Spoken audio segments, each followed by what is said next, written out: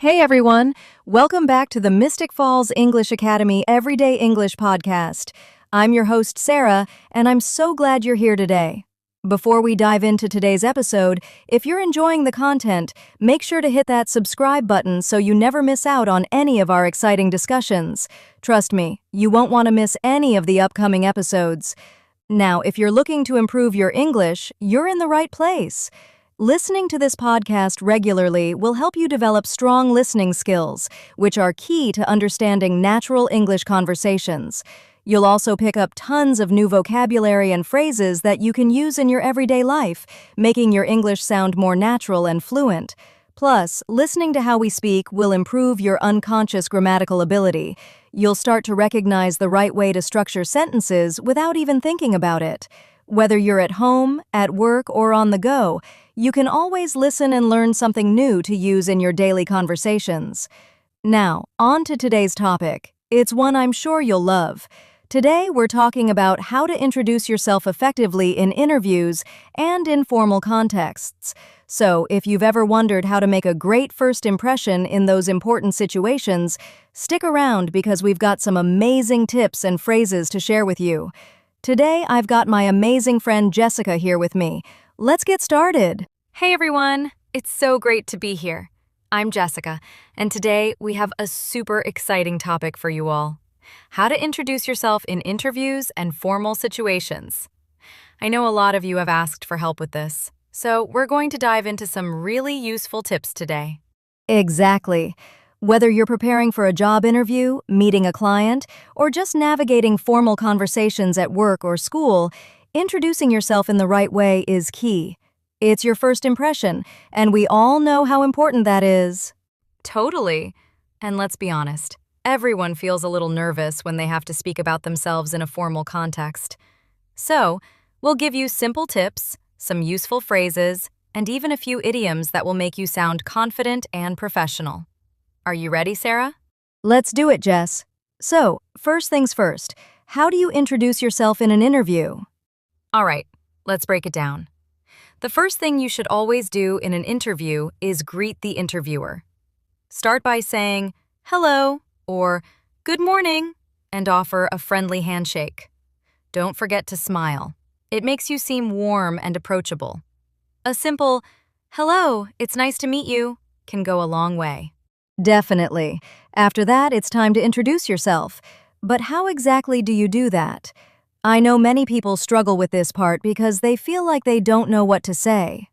Yeah, I get that. But don't worry, Sarah. Here's a simple formula. Start with your name, your current job or field of expertise, and then mention a few key points about your background.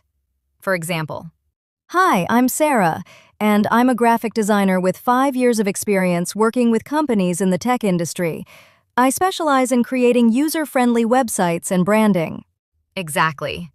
It's a quick, clear, and concise introduction that gives the interviewer a good idea of who you are and what you do. If you've worked on any big projects or have special achievements, you can mention those too. Just don't go overboard. Keep it brief but impactful. Right. And let's not forget the importance of confidence. When you speak, you want to sound confident but not arrogant. And a great way to do that is by using phrases like, I have experience with, or I'm skilled in, or I've had the opportunity to. These phrases make your experience sound solid, but also humble. That's a good point, Jess. And speaking of confidence, let's talk about body language for a second. It's not all about what you say, right? Absolutely. Your body language speaks volumes. Sit up straight, maintain eye contact, and avoid crossing your arms. It makes you look closed off. Also, don't forget to use hand gestures when you talk. Just don't overdo it. Yeah, and make sure your voice is clear and calm. Avoid rushing through your words. Speak slowly and with purpose. And remember, it's okay to pause for a moment if you need to think. A little silence can actually make you look more thoughtful and composed. Now, let's move on to formal situations outside of interviews. For example, meetings with clients or speaking to your boss. In these situations, it's important to still come across as professional. but you don't always need to give as much detail about your job history. So, how do we talk about ourselves in these kinds of settings? Great question, Jess. I think the first rule is to focus on your role in the situation.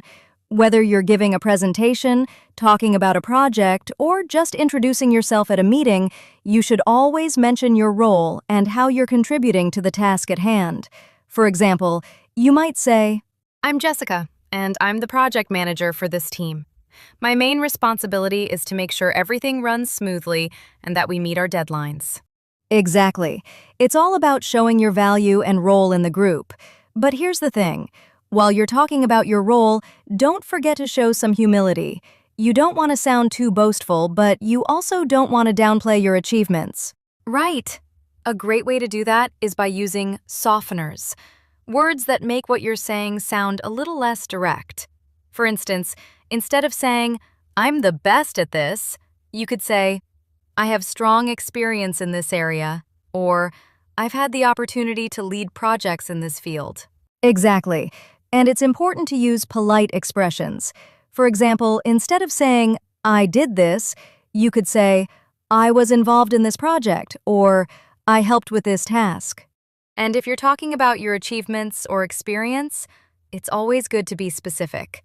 For example, instead of saying, I've worked in marketing, say, I've worked in marketing for 5 years, focusing on digital strategies for e-commerce brands. That's a perfect example, Jess.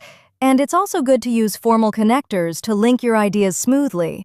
Phrases like, in addition to that, furthermore, as a result. Yes, these connectors make your speech flow better and sound more professional. And don't forget to use polite phrases like, I would appreciate it if, could you please? I look forward to. These are great tips. Now, let's talk about how to make a good impression when meeting someone for the first time in a formal setting. That's a great point. First impressions matter. Whether you're meeting a client, a new colleague, or even your boss, it's important to introduce yourself politely and confidently. Try something like, Hello, I'm Sarah. It's a pleasure to meet you. I work in the marketing department and focus on social media strategies. Exactly. And remember to use their name after they introduce themselves. That makes the conversation more personal and friendly. Nice to meet you, Sarah. I look forward to working together. All right, let's spice things up a bit with some useful idioms and phrases. These are great for making your speech sound more natural and engaging. First, let's start with something you can use to show that you're experienced. How about, I've been around the block? It's a casual way to say you've had a lot of experience in a certain area. For example, I've been around the block in marketing, so I know how to build a successful campaign. Ooh, I like that one. Another good one is, I've got my hands full. This means you're busy, but it's also a great way to talk about your responsibilities. Like, I've got my hands full with this new project, but I'm excited about it. Another good one is getting the ball rolling. This means starting a task or project. For example, let's get the ball rolling on this new marketing campaign. Great one. And here's another useful idiom. Put your best foot forward. This means to make a good first impression. For example, I always try to put my best foot forward when I meet new clients. And let's not forget, cut to the chase, which means getting straight to the point. You can say, let's cut to the chase and discuss the budget for this project. All right, Jess. I think we've covered a lot today. We've talked about how to introduce yourself in interviews, how to talk about yourself in formal situations, and we've even thrown in some cool idioms and phrases. Hopefully, our listeners feel a lot more prepared to handle these situations with confidence. Definitely.